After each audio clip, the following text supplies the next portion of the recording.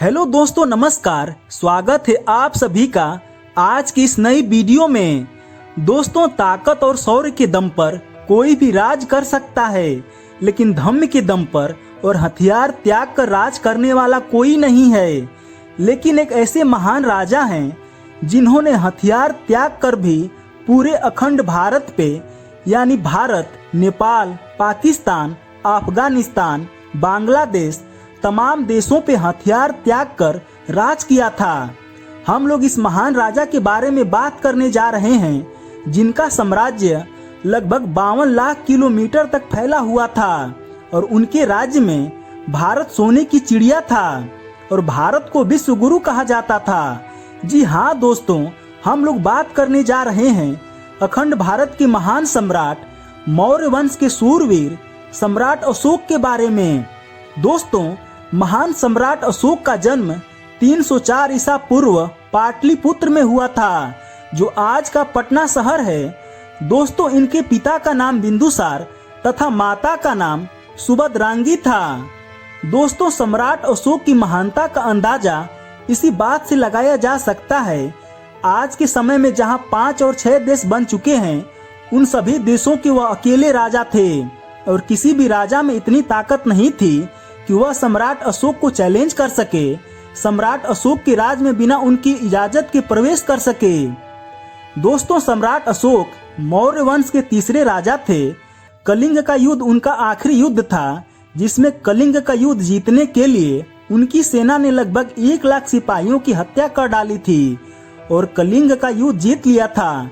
दोस्तों, कहा जाता है कि सम्राट अशोक कलिंग का युद्ध जीतने के बाद जब वह युद्ध भूमि में घूम रहे थे, उसी समय एक बौद्ध भिक्षु से उनकी मुलाकात होती है और वह बौद्ध भिक्षु सम्राट अशोक को देख रहे थे। बौद्ध भिक्षु को देखते हुए सम्राट अशोक ने पास जाकर बौद्ध भिक्षु से पूछा कि महाराज, आप मुझे इस तरह से देख रहे हैं, क्या आपका कोई प्रश्न है?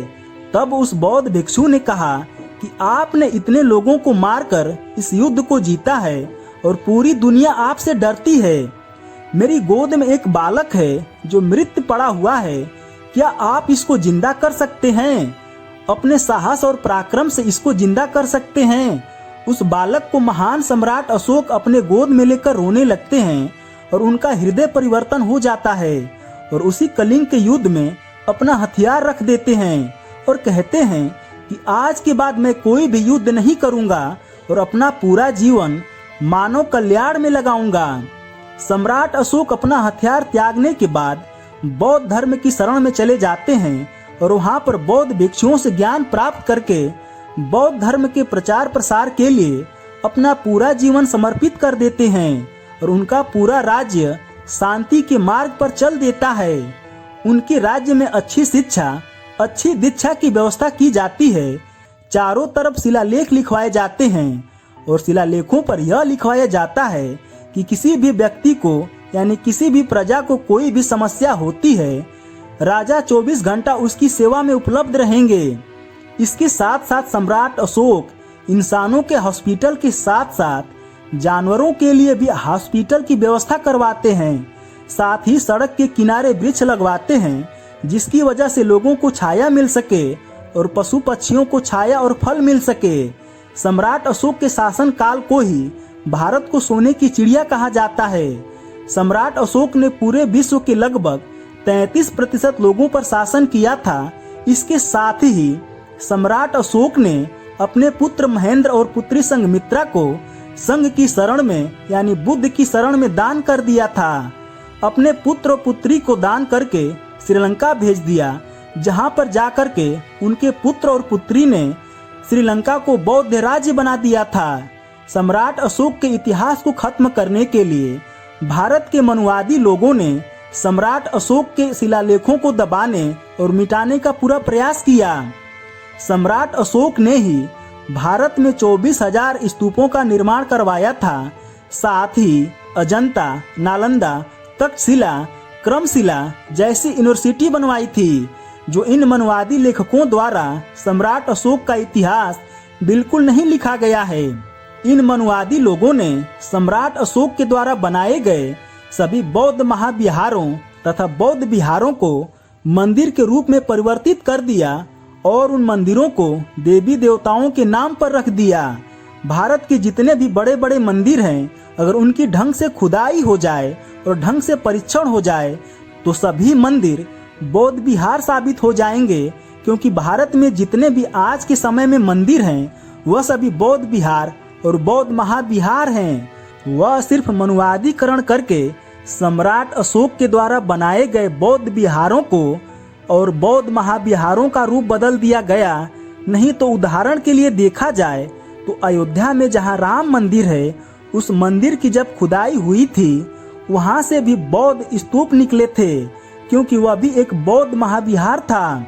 सुप्रीम कोर्ट ने अपना निर्णय देते हुए यह कहा था कि यह ढांचा इस्लामिक नहीं है। सुप्रीम कोर्ट को यह बताना चाहिए था कि यह ढांचा इस्लामिक नहीं है तो किसका ढांचा है, लेकिन सुप्रीम कोर्ट ने यह नहीं बताया था कि किसका ढांचा है। आजाद भारत में बाबा साहब अम्बेडकर ने सम्राट अशोक को सम्मान देने के लिए भारतीय संविधान में सम्राट अशोक के अशोक स्तंभ को शामिल किया, जिसकी वजह से भारतीय सेना को सबसे बड़ा पुरस्कार जो दिया जाता है वह अशोक चक्र दिया जाता है। साथ ही पुलिस विभाग में जो उनके कंधे पर स्टार लगाए जाते हैं, जो बड़े बड़े अधिकारी होते हैं, उनके कंधे पर अशोक स्तंभ लगा करके उनके सम्मान और गौरव को बढ़ाया जाता है।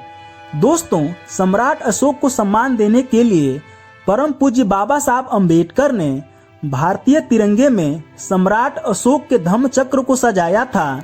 भारतीय तिरंगे में गांधी जी चाहते थे कि चरखा लगवा दिया जाए, तो उसके लिए वह जिद पर तुल गए थे, लेकिन बाबा साहब अम्बेडकर ने सम्राट अशोक के सम्मान से कोई समझौता नहीं किया और धम्म चक्र लगा के राष्ट्रीय ध्वज का भी सम्मान बढ़ाया और सम्राट अशोक का भी मान सम्मान बढ़ाया। दोस्तों, सम्राट अशोक के सम्मान में भारतीय मुद्रा पर सम्राट अशोक का अशोक स्तंभ होता था, जो कि इस समय राजनीतिकरण करके उनके अशोक स्तंभ को हटा दिया गया है। राजा तो बहुत हुए, लेकिन सम्राट अशोक जैसा महान राजा कोई नहीं हुआ। अगर किसी राजा के नाम के आगे महान शब्द जोड़ा जाता है तो वह सम्राट अशोक के नाम के आगे जोड़ा जाता है। अगर आज भी भारत में खुदाई शुरू कर दी जाए तो जगह जगह पे बौद्ध विहार, बौद्ध महाविहार मिलेंगे और सम्राट अशोक के द्वारा बनाए गए शिलालेख मिलेंगे। लेकिन यह मनुवादी सरकार और मनुवादी लोग सम्राट अशोक के इतिहास को दबाने की पूरी कोशिश करते हैं, क्योंकि इन लोगों को लाखों साल पहले का वेद पुराण पता है, लेकिन सम्राट अशोक का इतिहास नहीं पता है, सिंधु घाटी सभ्यता नहीं पता है। दोस्तों, सम्राट अशोक ने बौद्ध धर्म का प्रचार प्रसार किया था। अगर उनका कोई सच्चा और अच्छा वारिस कहलाने के लायक हुआ तो वह परम पूज्य बाबा साहब अम्बेडकर हुए, क्योंकि सम्राट अशोक के बाद अगर किसी ने बौद्ध धर्म का प्रचार प्रसार किया था, लोगों को बौद्ध बनाया था, तो बाबा साहब अम्बेडकर ही थे, जिन्होंने आजाद भारत में 14 अक्टूबर 1956 को लगभग 10 लाख लोगों के साथ बौद्ध धर्म में वापसी किए थे और दोबारा से भारत में बौद्ध धर्म को जिंदा किए थे। तो दोस्तों, आपको आज की वीडियो कैसी लगी कमेंट करके बताइएगा, और चैनल पर नए हैं तो चैनल को सब्सक्राइब कर दीजिएगा। वीडियो देखने के लिए आप लोगों का बहुत बहुत धन्यवाद।